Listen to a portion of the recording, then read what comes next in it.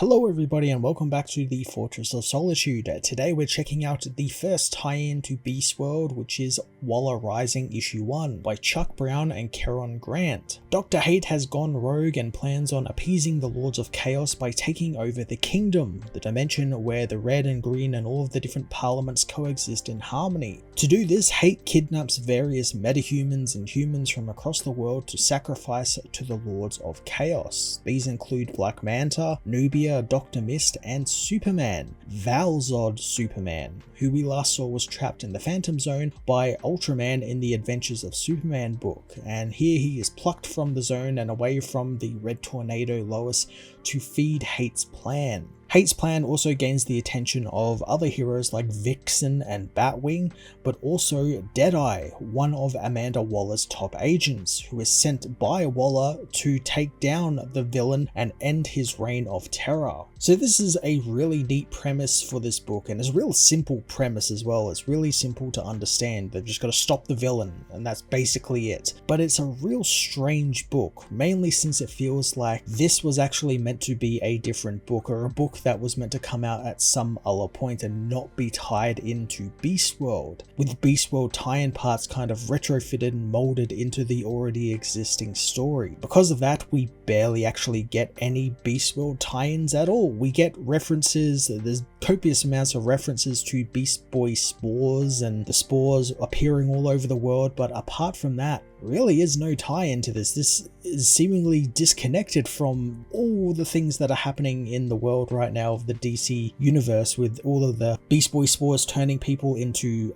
animal monsters like we saw at the end of the Beast World issue 1. None of that happens in this issue, and we do see Black Manta get possessed by a spore, but nothing really actually happens to him. He doesn't turn into a giant manta or anything, he just kind of goes crazy. On top of that, Dr. Hate really didn't come out of this story as the big villain that Joshua Williamson wrote him into the story as. He was designed to be this big new mysterious threat when Williamson created him, and when it was revealed that he was somehow tied to the Titans knew who he was. Yet here he just kind of goes rogue from Waller after the first issue of Beast World and just gets defeated really easily by just pure thought and pure will of the heroes. It's really strange. Again, almost like that part of the story was an afterthought and bolted onto an already existing story. It also makes him rather an anticlimactic villain, especially because when he first appeared in that Beast World issue, it was like a surprise. We didn't expect to see him, and he was the one who seemingly caused all of this to happen. And here we learned that because he caused that, he got a taste for power and decided to go rogue, and it's just very strange choice for that to happen in this book. Despite the neat premise and cool collection of heroes and villains that are within the book is extremely wordy. So many pages are just filled with balloons of word salad that really shouldn't be for such a simple premise, yet so many characters reiterate the same information over and over again to each other, especially Dr. Hate trying to blow up the kingdom. That's said several times throughout the book, and obviously characters who are joining the story throughout the book need to be caught up on what is happening, but you can just imply that you did that off panel or in a different way. You don't have to keep retelling us, the audience, the same thing over and over again. We already know that, and that's how you can make readers really frustrated, because they just kept being told the same information over and over again with nothing really actually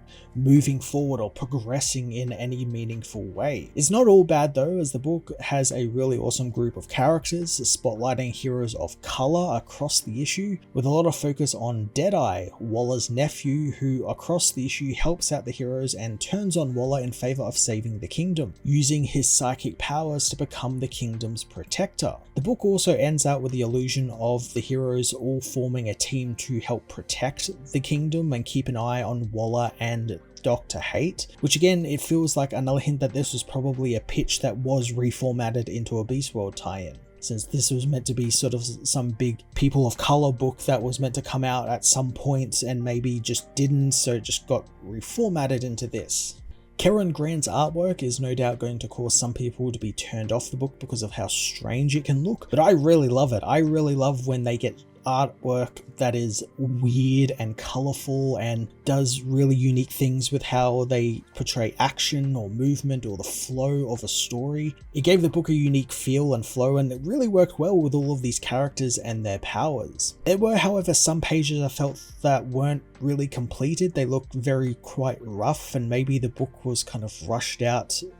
Again, probably tied into the fact that this feels like a book that's been retrofitted to be a Beast World tie-in, and maybe that is why some of the pages don't look very complete. But for the most part, it's great and it looks great, and I love just how weird it looks at some points.